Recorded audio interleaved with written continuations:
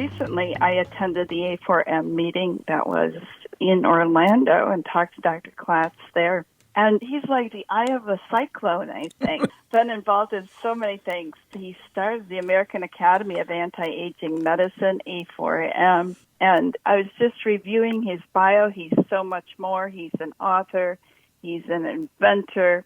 He's a visionary. I think we're really going to have a very lively time speaking with you today, Dr. Klatz. Welcome to our show. Oh, it's my pleasure. Thank you. And let me chow down some more coffee so it can be more interesting. I need that caffeine on board. I know. That's one of those anti-aging molecules, right? It may be, but not too many. Not too many. I think, every day the pendulum swings this way or that. Now I think the latest recommendation is like 2 cups a day, maybe 3 cups a day max. Now, you started this, you coined the term anti-aging, and I know you took a lot of flack for that. Yep, they were nasty, yes. Yes, so what were the objections, and how did you come to this? You want to know what the real objection was to anti-aging medicine? What? It worked. Yes. You see, I started anti-aging medicine back in 1991 with the creation of the American Academy of Anti-Aging Medicine. The reason why anti-aging medicine became such a success was that I refused to copyright or patent it, so I gave it to the world. And because of that, it went worldwide and it became the definition of advanced preventive medicine. But before anti-aging medicine, it was preventive medicine. And I was active in the preventive medicine movement since the time I started practicing medicine back in 1981, though I was in healthcare way before that. But I was involved in advanced preventive medicine and also elite sports performance medicine. I'm one of the founders of the National Academy of Sports Medicine. If you go into a health club and you have a trainer, a certified personal trainer, CPT, chances are good that they are a graduate of the NASM because it was the first and it's still the best certification in the field. Again, very heavily involved in preventive medicine and really, kind of was the vanguard of anti-aging medicine. Now anti-aging medicine is morphing into regenerative medicine with all the new technology that's coming down the pike. And it really makes me happy because when I started this whole thing, I never really thought I would see the fruit of it in my own lifetime. Yeah, most inventors never see the success of their invention while they're alive. Yeah. And I really didn't think I was going to either. But when I started with this, there was no pushback. It was, oh, that's cute, the anti-aging, that's nice, we get it, it's preventive medicine. And I was doing like CNN and Oprah and 60 Minutes and all the media because I had a good story. I had a happy-faced story. What's wrong with living a happier, longer, healthier, more productive, sexier life? And life was good for the first few years, and and everybody was happy and patted me on the back and said, that's nice, Dr. Klatz, you're kind of cute. Anyway, all of a sudden, the powers that be started to notice what we were doing in '96. When I published the book Grow Young with HGH. And that broke open the dam of how effective hormones can be for modifying aging.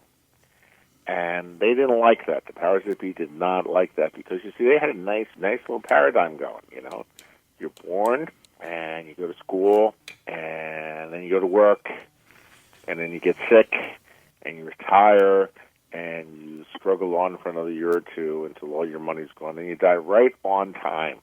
But anyway, that's how anti-aging became kind of demonized because the certain parties of the powers that be didn't like what we were doing. They didn't like the idea that we were changing the paradigm. But it's too late now because it works, and so is going great guns. And the real evidence of that is that in 2004 or 5, Google invested like $2.5 billion in anti-aging biotech companies.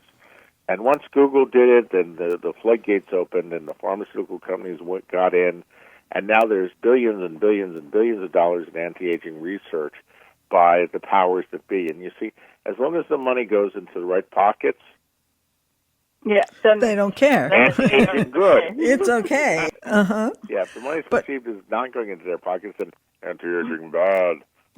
But it's interesting because when my grandparents were in their 60s, my grandmother was knitting or crocheting, sitting around because she was older. now we see people that are 60 that are just as active as 20-year-olds, that are skiing, that are in motion, that are creating, that are starting new businesses, and they're in their 60s. It's a whole They're in their 90s now. There are people who are in their 90s who are acrobats. I can't believe it. And they're running corporations. And running marathons. Yeah, they some of these guys run circles around me. I say, shit, I need to get some of what you guys got. They got it from you. Well, yeah, but fortunately, everybody has a different genetic inheritance and a different environment. Some people are doing it better than other people, and some people are doing it just naturally better than other people. But the point of the matter is that no matter what you're doing, you can do it a lot better, and you can be much improved. And the fact that, you look out, just look at Hollywood, and look at these people in their 70s and 80s, they're still going strong. I mean, that's true, and they're ready to go, and they have the energy. It marvels me how much energy they have to go campaigning and keep up a travel schedule like that. I'll tell you a secret, just between you and me. Don't let any of the listeners hear this. It turns out that a lot of these guys are on anti-aging therapies. Yes, don't tell anyone. It surprises me because I'm meeting some movers and shakers in Wall Street. And when you speak to them, they're on very aggressive anti-aging therapies. They're of course they constant. They never do what they're doing without it. Exactly. They're constantly, every 3 to 6 months, they're getting their blood test for hormone balance. They're looking at their white blood cells. They're looking at their C-reactive protein. They're creating balances and adjusting thereof. But there are ways that we can do it that don't take this kind of financial relationship, like that we can do in our own homes that could change our lives and enhance the quality of our lives. I agree with you because I've always said that 80% of anti-aging therapies or anti-aging therapeutics can be done without a doctor, can be done, if you're educated. I have lots of chiropractors and allied health people, nurses, who are doing active anti-aging practices, and they're doing everything except for some of the more exotic drug therapies and hormone replacement therapy, and they're getting great results. There's no real barrier to their success. It works. You can do 80% of this without even a doctor's intervention. I don't recommend it. If you can afford a doctor to coach you, then certainly go for it. But if you can't, there's plenty you can do on your own.